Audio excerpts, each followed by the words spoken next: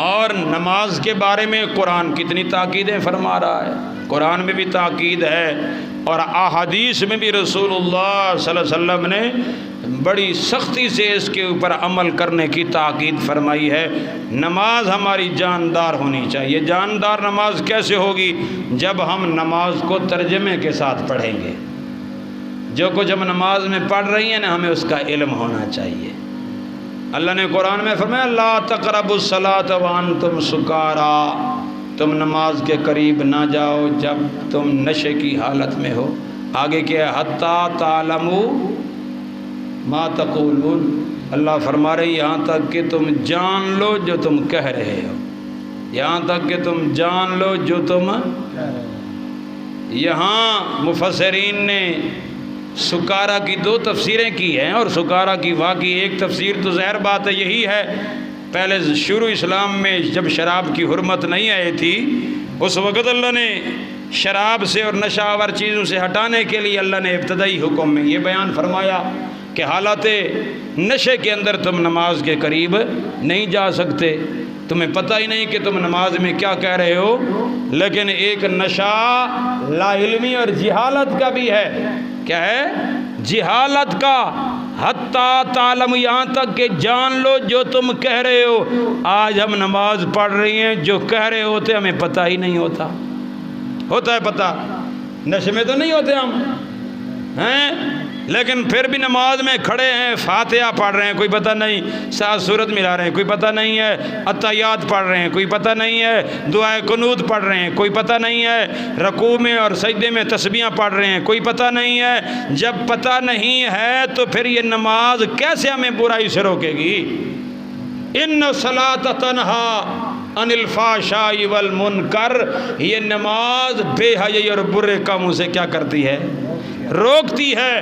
وہ صورت میں روکتی ہے کہ جب بندہ نماز کو نماز سمجھ کے پڑھے اور ویسے پڑھے جیسا کہ پڑھنے کا حق ہے، جانے جو کچھ کہہ رہا ہے، جو کچھ کہہ رہا ہے اس کو کیا کرے؟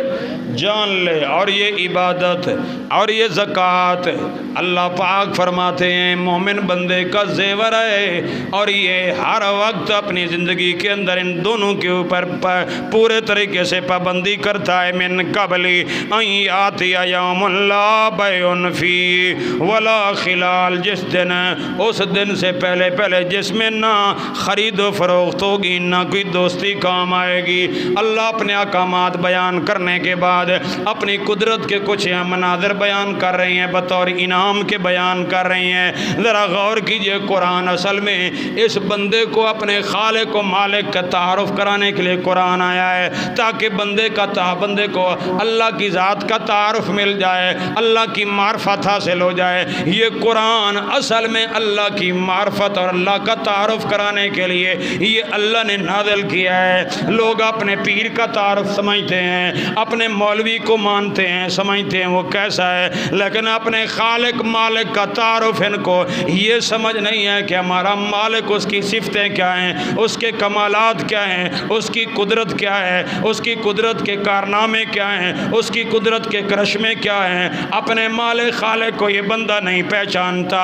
بندے کی، مخلوق کی کوئی چیز کرتب والی عجیب سی چیز دیکھ لے، اس کی تعریفوں کے کلابے ملا دیتا ہے، لیکن رب کریم کی قدرت کے بڑے بڑے شاہکار نظر آتے ہیں، اس کے لیے اس کی زبان سے کوئی تعریفی جملے نہیں نکلتے۔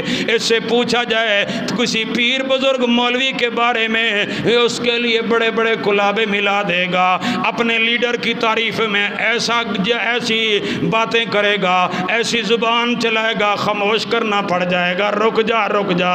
لیکن جب مالک خالق کا تعارف اس سے پوچھا جائے، اپنے رب کا تعارف بتا، اس کی صفتیں کیا ہیں، اس کے کمالات کیا ہیں، اس کی قدرت کے کرشمے کیا ہیں، اس کی زبان گنگی ہو جاتی ہے، ایک لفظ بھی بولنے کے لیے تیار ہوتا ہے؟ تیار نہیں ہوتا۔ اپنے لیڈر کی تعریفیں، اپنے مولویوں کی تعریفیں، اپنے پیروں کی تعریفیں، اپنے گدی نشینوں کی تعریفوں کے کلابے ملانے والا مالک کی تعریف کرنے کے لیے تیار نہیں، اس کے پاس الفاظ نہیں ہیں کہ میں اپنے خالق کی تعریف کروں، زبان ہلتی چلتی نہیں ہے۔ اور سنو، قرآن تعارف کراتا ہے اللہ کا، اللہ الذی خلق السماوات والارض۔ او کائنات کے لوگوں، دنیا کے کرش میں بڑے بڑے دیکھتے ہو، ذرا اللہ کی قدرت و خالقیت کے کارنامے دیکھو۔ اللہ وہ ذات ہے خالق السماوات، خالق السماوات، جس ذات نے یہ سب آسمان پیدا کیے، والارض، اور زمین بھی اسی نے پیدا کی ہے۔ آسمانوں کا خالق میرا اللہ، زمین کا خالق میرا اللہ۔ وَأَنزَلَ مِنَ السَّمَاءِ ماء، اور اسی ذات نے آسمانوں سے پانی برسایا، موسلا دھار بارشیں برسائیں۔ کون ہے بارشیں برسانے والا؟